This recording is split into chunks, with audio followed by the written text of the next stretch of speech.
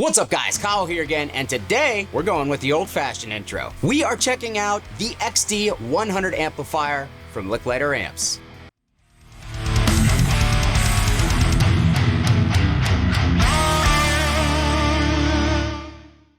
Let's do it!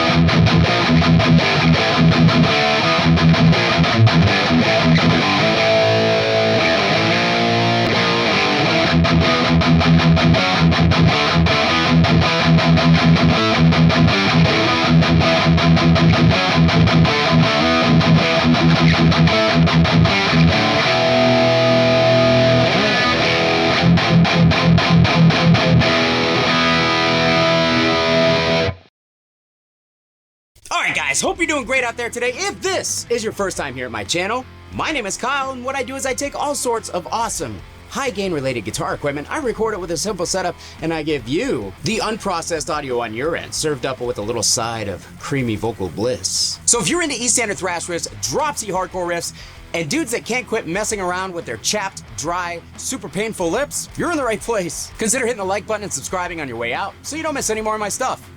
Thanks! Alright guys, so up on the cab and under the SM57 today, we have another amplifier from Lickliter Amplification, a company based right here in good old US of A that designs and builds his own amplifiers one at a time. And now that I've had two of his amps here in my studio in order to test out, I can definitely say that he kind of has like a sound signature that he goes for, and I would describe that as a super tight, super bitey, modern, modded Marshall voicing. Say that 5 times fast. But not that like super dry, super harsh, modern voicing that some amplifiers go for. Like, this amp still has life to it. It's still got a little bit of bounce. It's still got a nice fluid gain structure that just honestly makes things really fun to play. So yeah, everything that I'm saying right now applies to his Scalpel 50 that he sent me for the original video, and it also applies to the XD100 here that we are demoing as well. XD100, of course, standing for extra dong. Also, I will be making a quad cortex capture pack of this amplifier, 15 different captures, 15 different tones, $15 different. I may actually make a Tonex pack of this one too, not sure yet, but if you guys are interested, I will link to whatever I create for this amplifier down below in the description at my Patreon. That's where you guys can purchase my quad cortex captures and possibly Tonex. And each one of those purchases goes a long, long way in helping the channel and helping me do cool things for here for you guys. And I really appreciate it. Now with this Scalpel, I remember a lot of people complaining about the price of that amplifier because it was close to $4,000 for a single channel amp, which is definitely on the high side for sure. This amplifier is $2,800, which I think is much more reasonably priced, and basically the massive discrepancy in the prices between the two is this one is made with a very easy to source style head shell. It's basically a stock plexi head shell, and this one has Haber transformers as opposed to the Mercury Magnetics transformers that were in the Scalpel, but you're not getting any less or any lower quality of a product here. It's just stock parts versus custom parts. So yeah, $2,800 for this amplifier. So like the Scalpel 50, this is a one channel hand-built amplifier, but this one is actually a 100 watt amplifier. It's loaded with EL34 tubes, and the control layout for the front is honestly really simple. It's something that we've definitely seen before, where we basically have all of our standard EQs. We've got a depth and a presence. We've got a gain control, a bright switch, which you're pretty used to seeing on amplifiers like this. That's a 3-way bright switch, but one thing that he has on here that kind of makes this a little bit different from a lot of other amplifiers is a focus control. And when you dial this thing up as far as I dialed it right here, you're gonna be really focused. You're gonna be really focused on whatever it is that you're doing. Playing guitar, taking a dump, it doesn't matter. You're gonna be focused. Terrible jokes aside, the focus control does what you would think a focus control would do on an amplifier. The more that you engage the focus, the tighter, the more aggressive, the more direct it starts to sound. And of course, that can come in handy for all sorts of situations.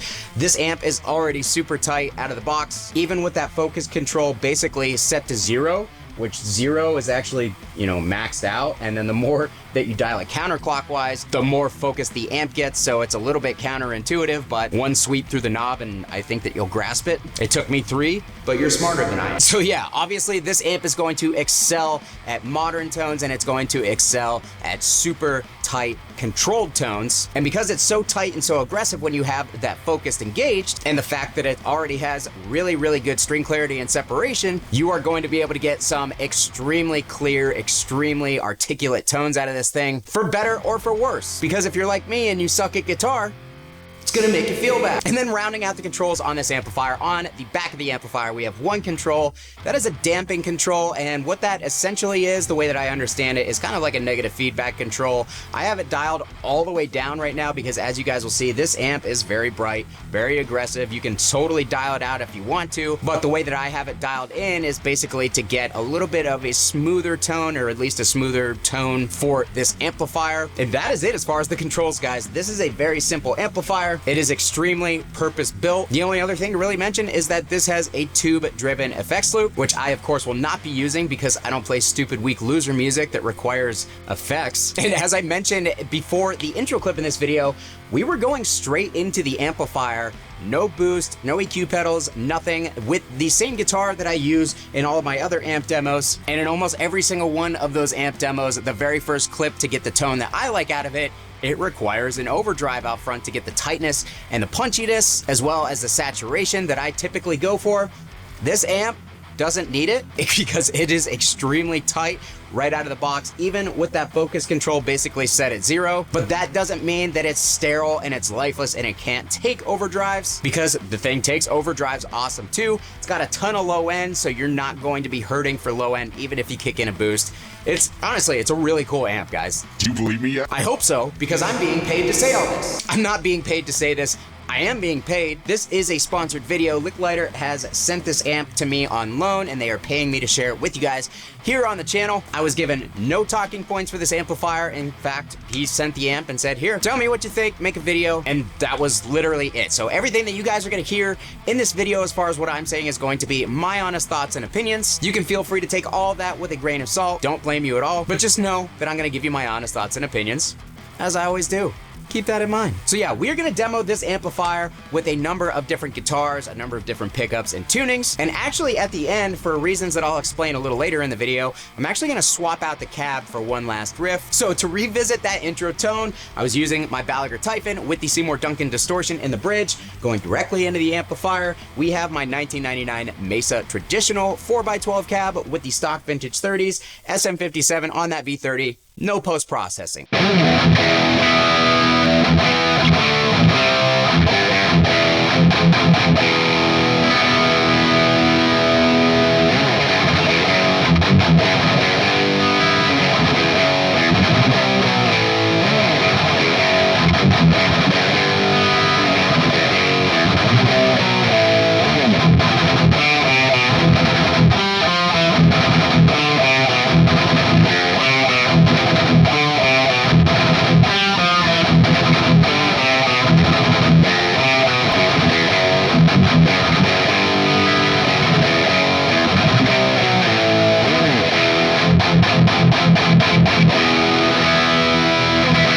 Dude, all right, so this amp has a really, really cool mid-voicing to it. For chords, I don't love it as much, but for the single note stuff, it makes those notes just fly out of the speakers. Like, that is gonna cut through anything. It just has a really cool vocal guttural style mid-range to the individual notes that I think sounds rad. Although, one thing I will note, this is a high gain amplifier and it is a little bit noisy, so bear with me on the hiss coming through the speakers. We are loud in the room, as we always are, so that is part of it. But again, that was with no boost. Let me kick on a Boss SD1 and adjust the controls a little bit, just so you guys can see how it takes a boost.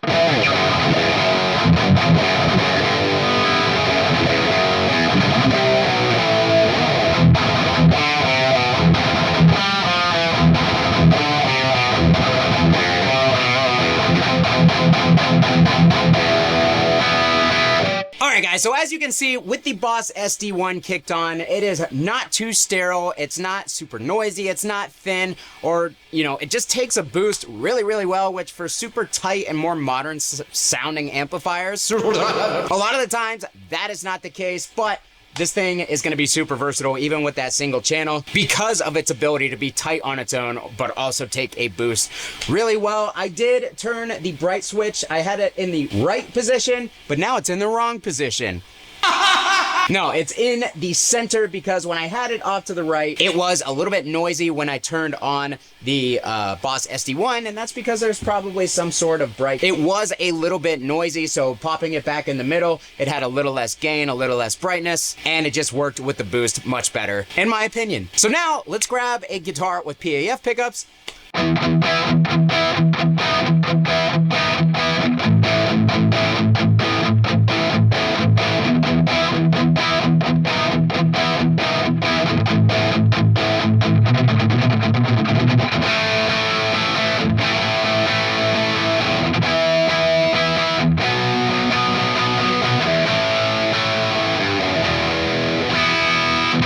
Alright guys, so even despite this being a super tight and modern voiced amplifier, pulling the gain back and adjusting the controls, I was able to get the dad rock, the racist uncle tones out of this easily, and in fact, it excels at those types of tones. It actually sounds really, really good in my opinion. Let's turn up the gain a little bit, but roll the volume back and see how it responds to having the volume rolled off.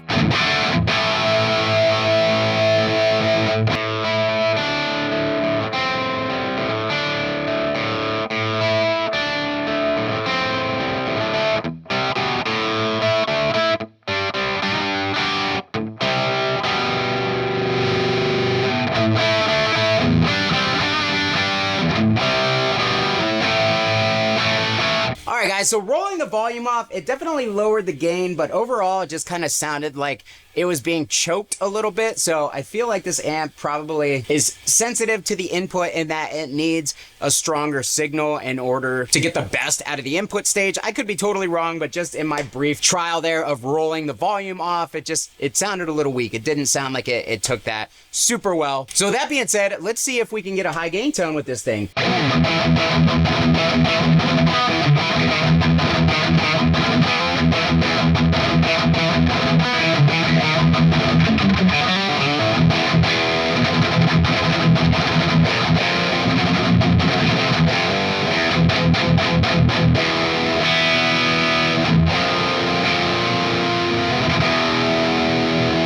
Alright guys, so it is a little bit on the dry side with the super low output PAF with the gain maxed out, but I mean that's still, I would still say that's easy 80s thrash levels of gain going straight in. Let's kick on a Keeley Noble Screamer, which is like a tube screamer.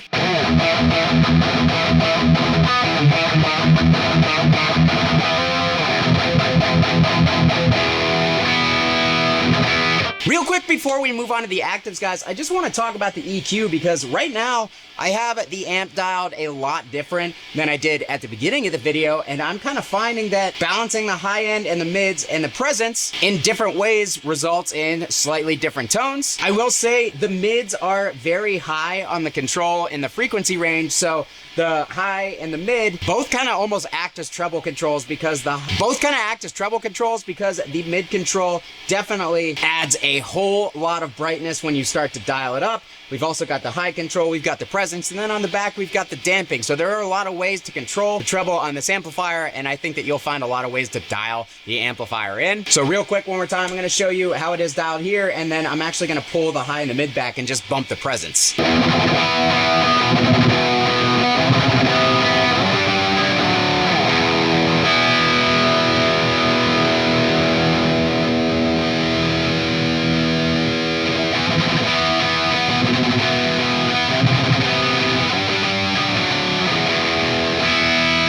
Real quick though, let's check out those bright switches, because right now we have it in the right position, so I'm going to flip between the three so you guys can kind of hear the differences.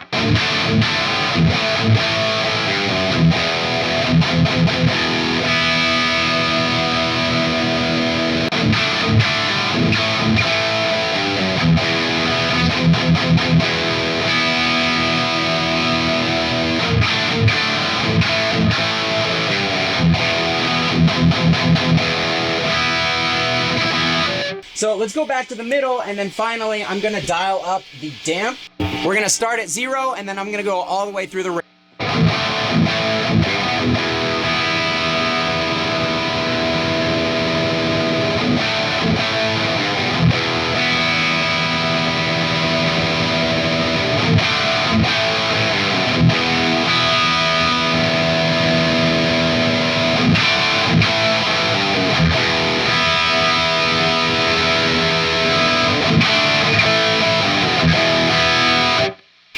right, so as you can see, man, this thing gets crazy bright with that damping or that negative feedback control. Let's actually just leave it right at noon and dial in a tone just to see how it differs from how we had it dialed for the earlier part of the video.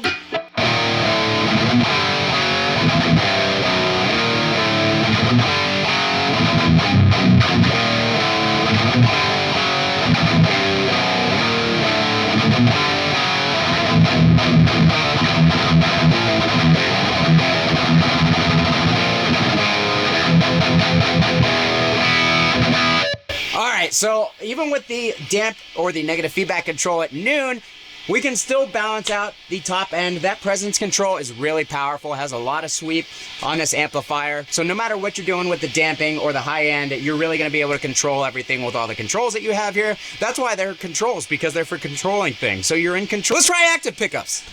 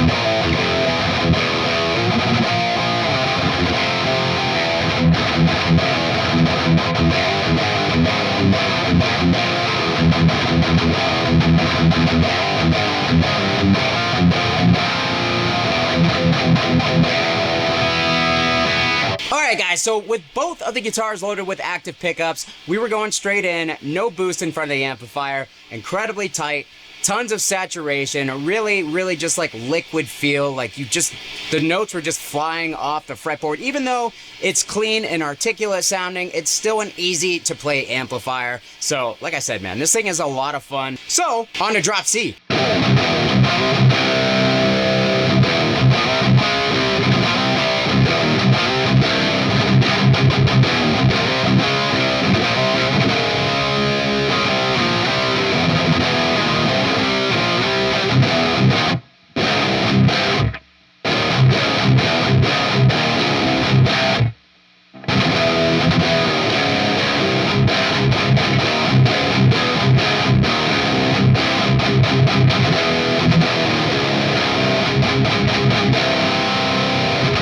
Alright guys, so even in drop C with the focus turned completely clockwise, basically having it turned all the way down, this amp with the drop C guitar is still super tight, super percussive, really bright, not lacking string clarity, and I think that that's really impressive. The only thing is if you're trying to get a wall of sound type tone out of this amplifier, not really going to be able to do that because it is so tight and so articulate. It still has a big punchy low end, but it's not that like rectifier thickness to it, so just keep that in mind. But the cool thing is we could turn the focus up to about noon, and if you want a super articulate, super vocal, single note, mid-range type of thing going on, which I really think is what this guitar amplifier is designed to do, you're gonna be able to do that no problem.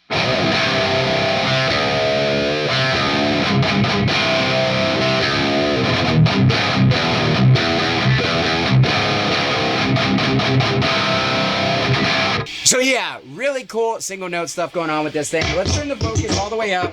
Let's kick in that Noble Screamer again and try to dial in a thicker tone with a Tube Screamer.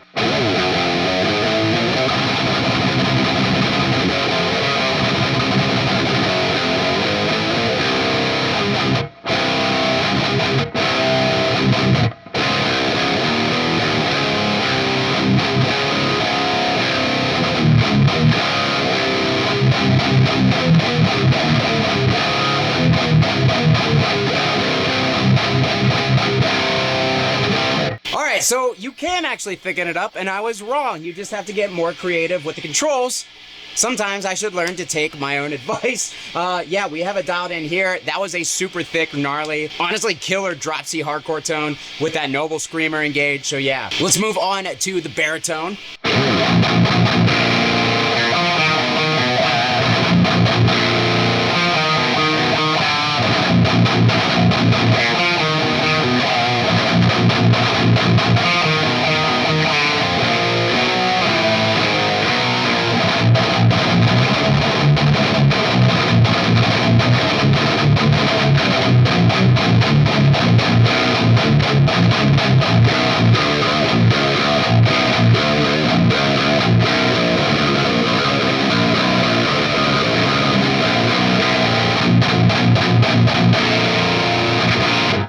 so pretty much like I do it would with the Baritone, it is excelling with the focus turned back like this. It really just tightens everything up. It makes that mid-range so articulate, so vocal. If you're looking to down tune and you want something where the single notes are just gonna pop out of the amplifier,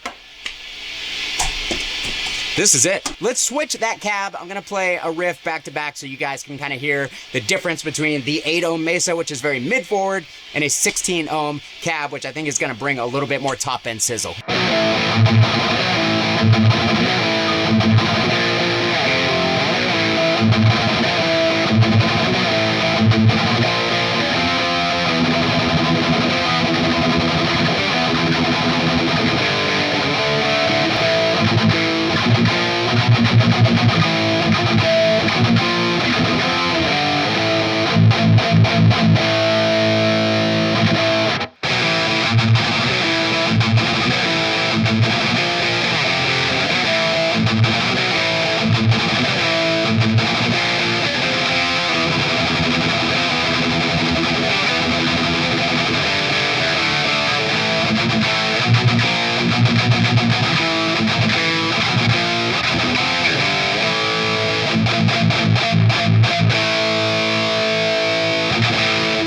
Guys, so just as I figured, the 16 ohm cab did bring out a little bit more of that sizzly top end. I didn't change anything between the two samples that you guys heard other than the cabinet. The mic was placed in the exact same spot as well, and this 16 ohm Randall XL cab with vintage 30s in it, definitely sizzlier, definitely a little bit scoopier in some of those mid frequencies. So just another thing to keep in mind whenever you guys are tone chasing.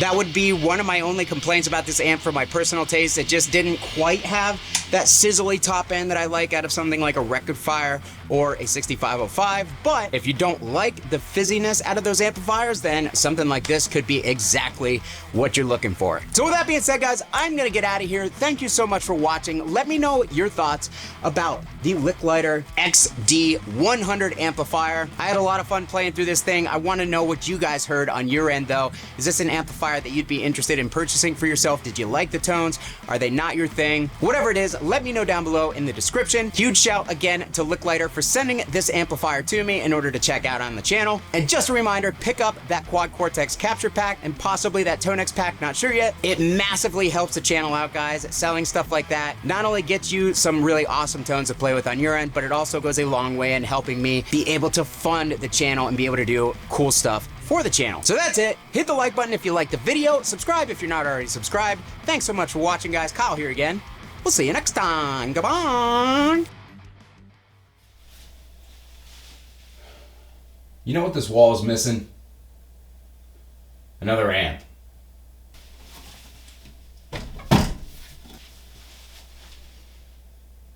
There we go.